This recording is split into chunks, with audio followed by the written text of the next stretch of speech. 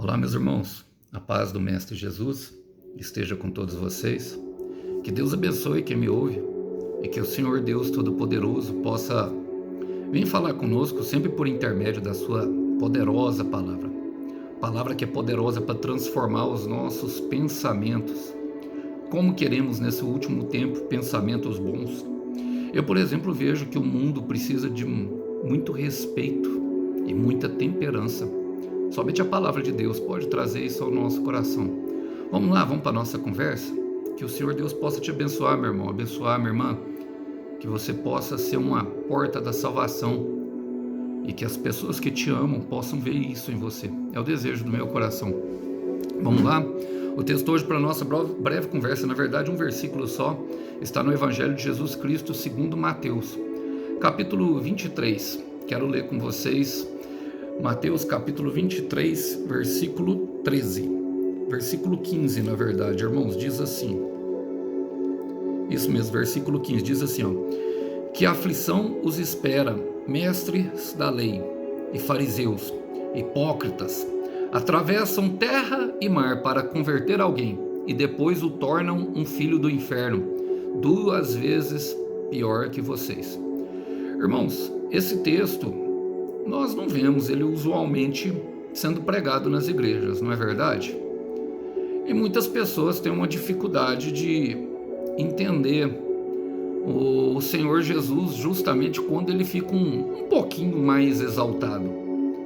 Mas essas pessoas, irmãos, são pessoas que trazem justamente um prejuízo muito grande a outras pessoas. Por quê? São líderes, são influências. Hoje nós temos aí na internet o influencer, o youtuber e muitos outros, não é verdade? E devido a isso, o Senhor conhece essas pessoas. Esse tipo de pessoa é o tipo de pessoas que provoca nas outras pessoas um estigma, que traz um dogma humano que é capaz de destruir não somente uma pessoa, mas uma casa inteira. Muitas pessoas acreditam na religião. O Brasil foi extremamente influenciado. E nós vemos isso se refletindo hoje nas ruas da cidade. É por isso que eu comecei falando que precisa de respeito e precisa de temperança, equilíbrio. As pessoas estão cada vez mais apressadas e procurando cada vez mais uma dose de dopamina para sarar as suas feridas, como se fosse trazer cura. E só o Senhor Jesus cura, não é verdade? Vamos lá, vamos fazer as aplicações referentes a esse versículo, porque eu quero trazer um entendimento. Fala assim, ó, que aflição os espera. Ele começa e fala 7 vezes. Que aflição os espera. Para esse tipo de pessoa, irmãos, lembrando, em Apocalipse 1, versículo 16, diz que nós fomos feitos, versículo 6, nós fomos feitos reis e sacerdotes. Então todos nós temos um grande potencial, irmão, de ser um mestre da lei e um fariseu. Principalmente eu que venho aqui pregar para vocês. Então, essa aflição aqui, ela pode vir para nós. E Jesus, ele não traz só boas promessas, irmão. Ai de vocês que a aflição espera. Há também uma promessa de julgamento. E nós precisamos falar sobre isso. Nós precisamos compreender essas partes da Escritura. Gostamos daquela parte que é boa, da parte da restauração do nosso casamento, da parte do nosso filho que saiu para usar droga, para fumar maconha, para cheirar cocaína, voltar limpo, da parte da promessa do emprego novo, ou de uma empresa que o Senhor Jesus construirá, mas há também uma promessa de julgamento. Jesus também promete julgamento, que a aflição os espera. Está falando de uma grande aflição. Essa aflição aqui é um julgamento. Não é naquela mesmo de João 16:33, no mundo tereis aflições, não. Aqueles são os sofrimentos diários. E há uma diferença, irmãos, entre o sofrimento que vem para lapidar o santo e o sofrimento que o próprio Deus traz em julgamento. Da mão de Deus ninguém pode escapar. Hebreus 10:19, coisa terrível é cair na mão do Deus vivo. E nós precisamos entender, irmão, que mais cedo ou mais tarde prestaremos conta. Eclesiastes 12:14 fala, porque Deus há de trazer juízo a toda obra e a tudo o que está encoberto, ou seja, escondido, quer seja bom, quer seja mal. Mais cedo ou mais tarde nós passaremos por isso, meu irmão. Que tomara que não seja uma aflição que nos espera, porque podemos ainda nos arrepender. E o arrependimento é o caminho para isso. Fala, mestres da lei e fariseus. Quem eram os mestres da lei, irmão? Mestres da lei eram peritos, homens que ficavam por conta de estudar a palavra de Deus. A única função deles era justamente isso, era por isso que eles chamaram de mestres da lei, até mesmo de escribas. Os escribas, eles eram tão bons que naquela época não tinha as gráficas, irmão. Naquela época era eles que redigiam pergaminho por pergaminho. Agora imagina o impacto que isso causava na mente daqueles homens. Não tinha versículos e não tinha capítulos ainda. Os capítulos foram divididos em 1300, provavelmente depois de Cristo, pela própria Igreja Romana. Em 1735, se eu não me engano, veio a subdivisão dos versículos, que eu creio que foi o próprio Espírito Santo que conduziu, porque nos facilita muito. Como vocês veem, através de um versículo só, nós podemos trazer uma palavra que fala aos nossos corações. Mas mestre da lei era justamente alguém que deveria estar ensinando. E fariseu, a palavra fariseu, na etimologia da palavra, significa separado, consagrado. E deveria ser alguém consagrado de toda maldade. Deveria ser alguém, assim como nós fomos chamados para ser separados, assim como nós fomos chamados a mergulhar nas escrituras para nos relacionar com Deus. Mestres da lei e fariseu. Não é qualquer um, não, irmão. Sabe? O inimigo usa os que provocam impacto em nossa vida. Você pensa que você talvez não possa ser usado? Em Mateus capítulo 16, Jesus fala para Pedro, arreda-te de mim, Satanás. Logo depois dele ter uma revelação de Deus, fala assim, tu és o Cristo, filho do Deus vivo. E o próprio Senhor Jesus, versículos antes, fala, não te seria dito isso, Pedro? Pedro, tu és pedra, e sobre esta rocha edificarei minha igreja.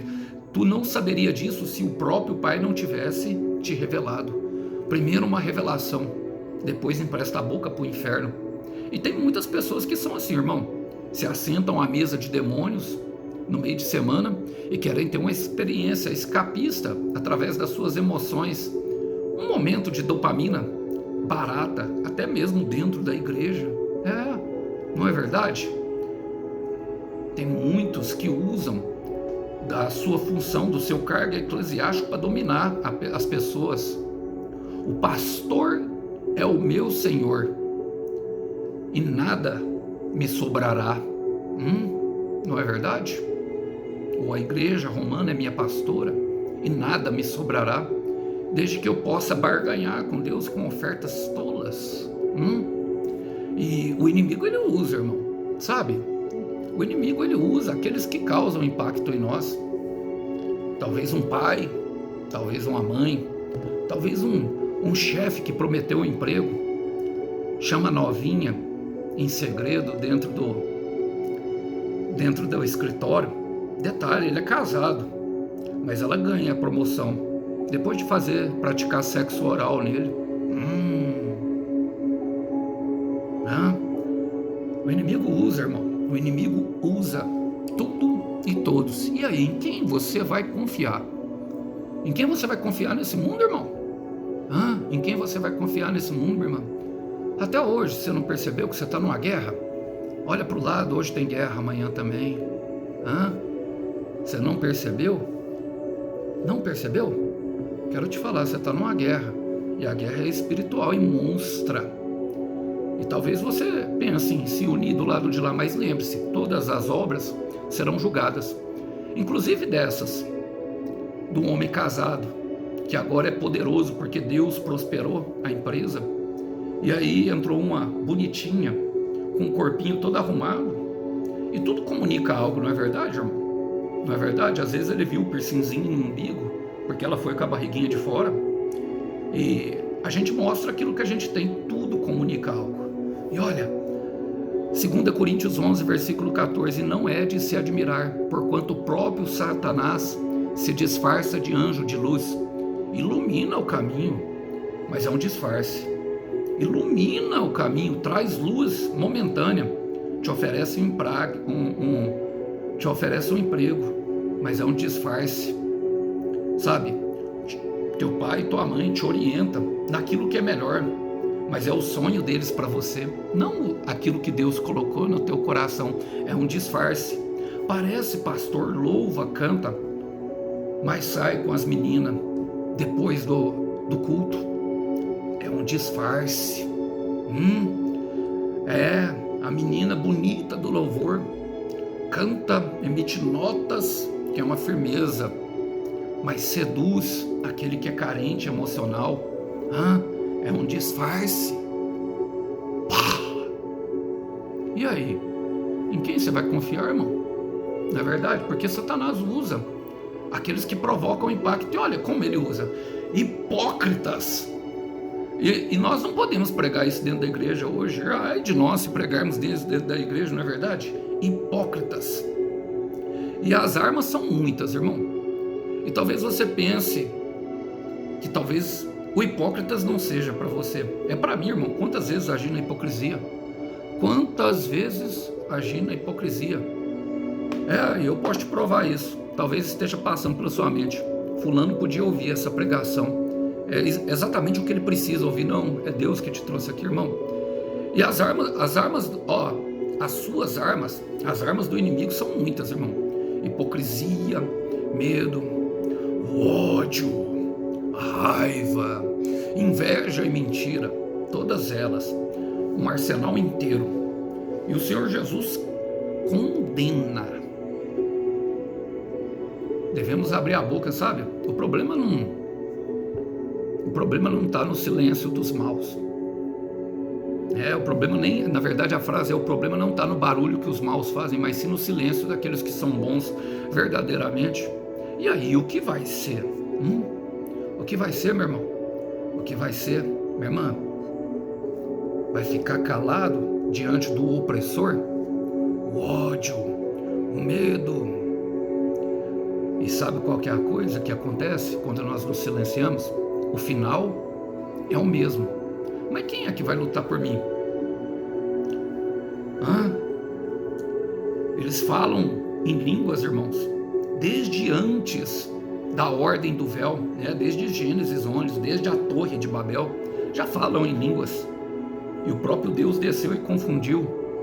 E agora, o que nós vamos esperar? Porque nós somos os seus pés e as suas mãos. Ele vai esmagar Satanás debaixo dos nossos pés. Para isso nós temos a palavra. Para isso nós temos tudo que precisamos. Ele já nos deixou, ele já veio, já morreu, nos protege toda vez. E eu não tenho medo nenhum de falar isso. Sei que sou odiado por muitos, irmão. E quer saber de uma coisa? Me alegra muito. Porque se eu sou odiado pelos agentes do inferno, é sinal que Deus me ama.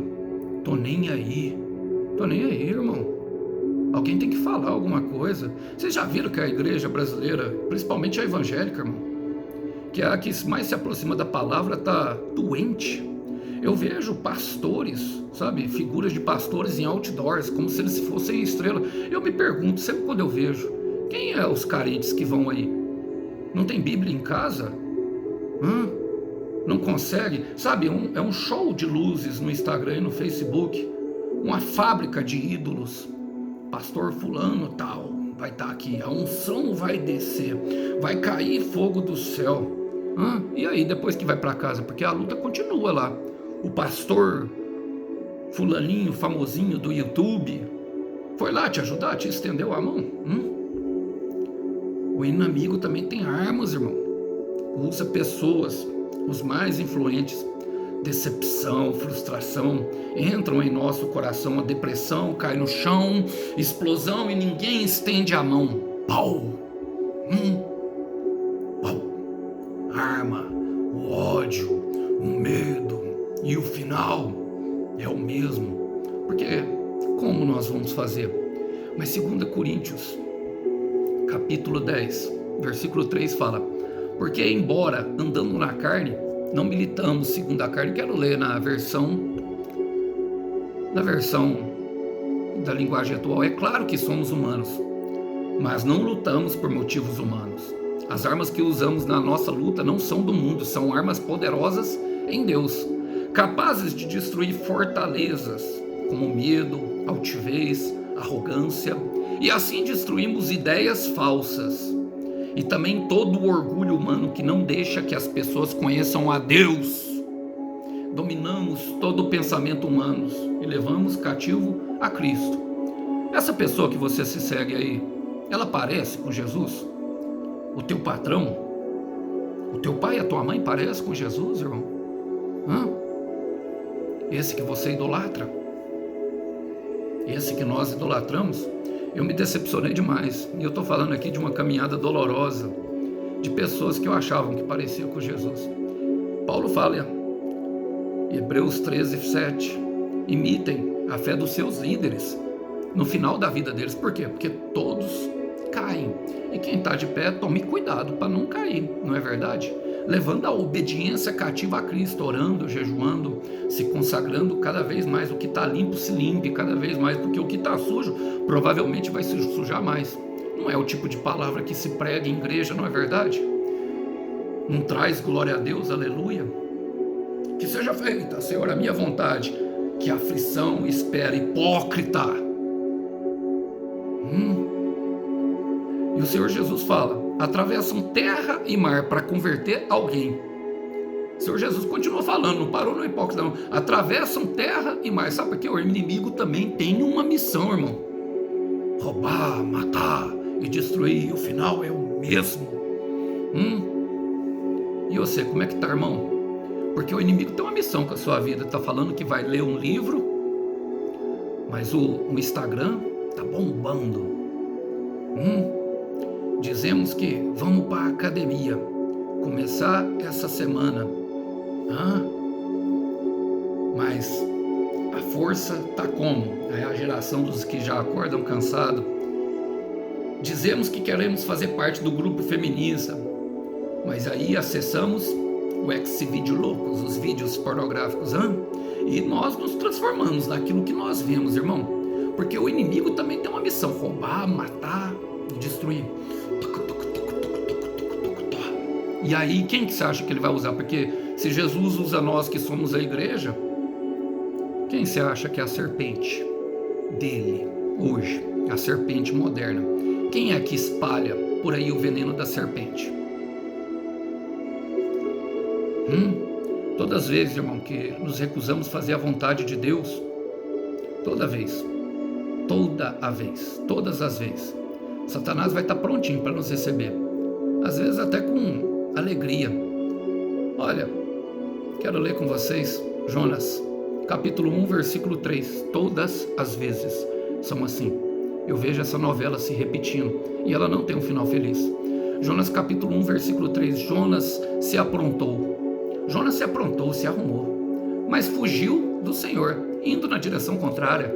Ele desceu a Jope e ali encontrou um navio que estava de saída para a Espanha, ou Tarsis.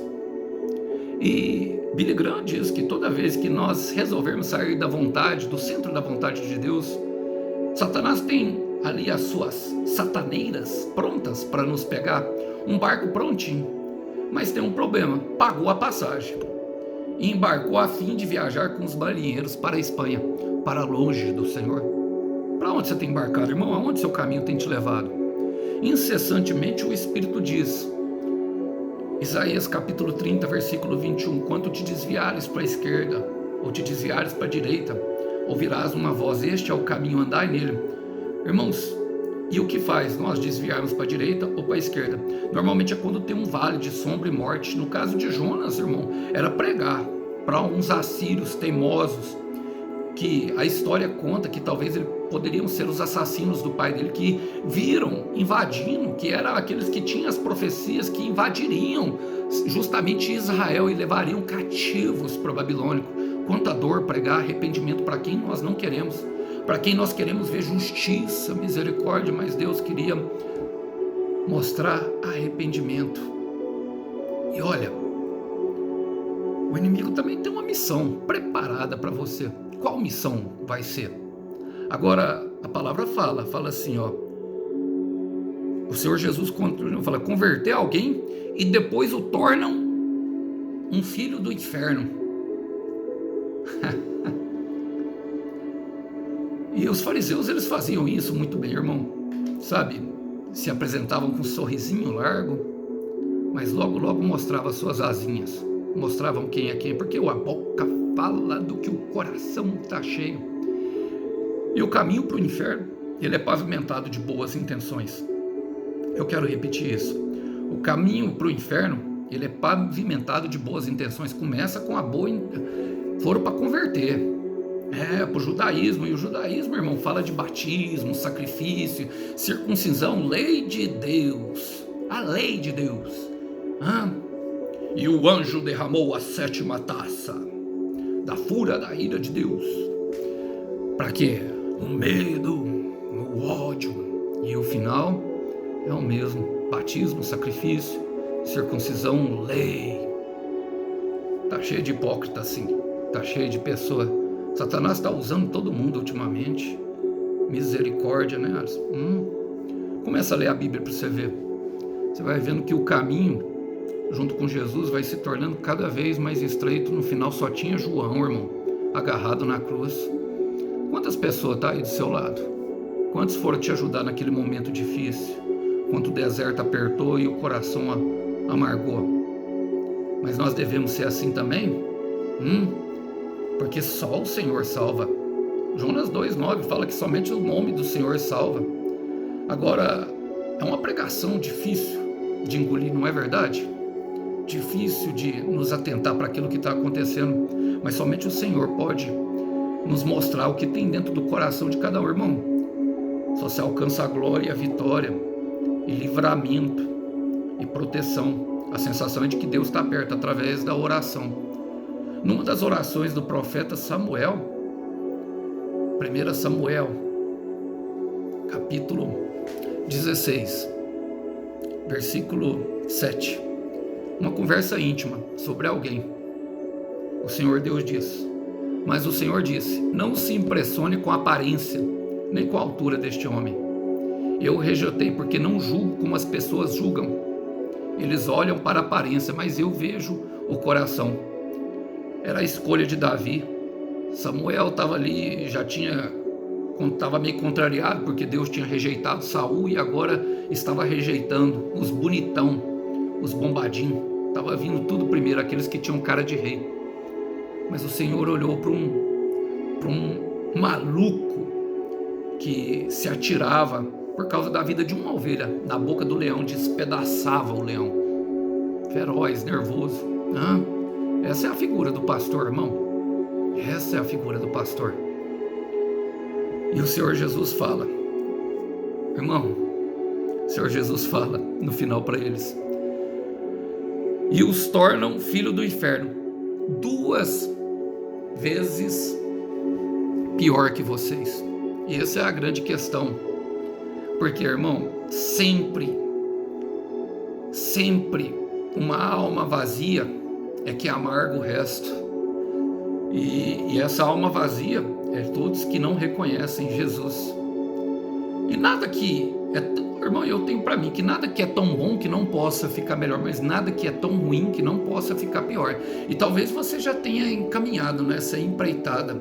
Somente o Senhor, irmão, somente o Senhor. Se não fosse o Senhor, devemos segurar mais firmes e mais forte na mão dele, porque sempre uma alma vazia. Agora, você consegue enxergar a alma, irmão? Você consegue, minha irmã, enxergar a alma de alguém? A gente tem algumas percepções através do olhar. Tem que ajustar as lentes do amor. As lentes, a luz, lâmpada para os meus pés e luz para os meus caminhos é a tua palavra. Salmo 109, 105.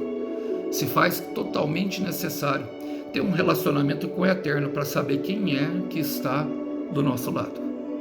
Em Jeremias 17, 9 fala: quem pode entender o coração humano?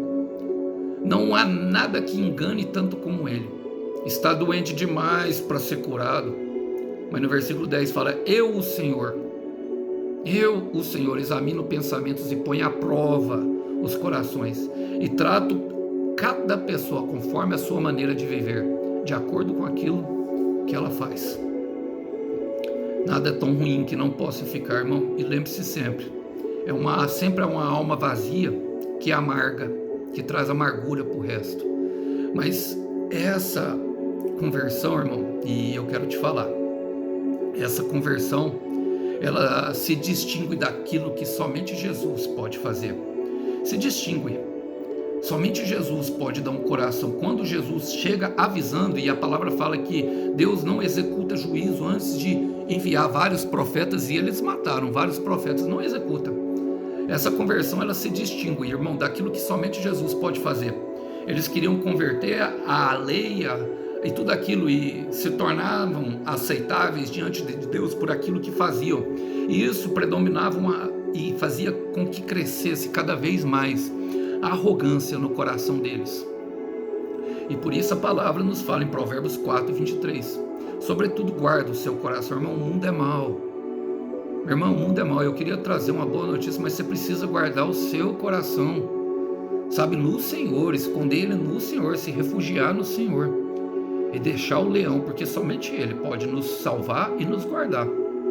Quero terminar, e não quero aqui desanimar ninguém, irmão, porque tudo, para tudo mesmo, Jesus tem uma solução, para tudo mesmo. E talvez em algumas passagens, assim como eu, muitas vezes lendo sobre os fariseus, aqui esse capítulo 23 traz várias características dele. Pegue e lê, irmão, e se tiver, arrependa-se, coloca diante do altar do Senhor, porque somente uma conversão genuína em Jesus Cristo pode nos levar a algo maior, que é justamente morar com Ele no céu e atingir, assim, aquelas promessas que Ele nos trouxe. Por isso eu quero terminar com Ezequiel capítulo 11, versículo 19, porque eu quero terminar com esperança e não com pressão. O Senhor Deus diz: eu lhes darei um coração novo e uma nova mente. Tirarei deles o coração de pedra, desobediente, e lhes darei o coração humano, obediente. E eu posso te falar, meu irmão, minha irmã, foi no deserto que eu aprendi a ser humano. As minhas dores me tornaram humano. O mundo tem precisado de seres humanos. O mundo tem precisado que homens, de fato, sejam humanos. Que Deus abençoe vocês, que vocês possam ficar com essa breve palavra. A paz do Senhor Jesus esteja com todos. Até uma próxima. Tchau, tchau.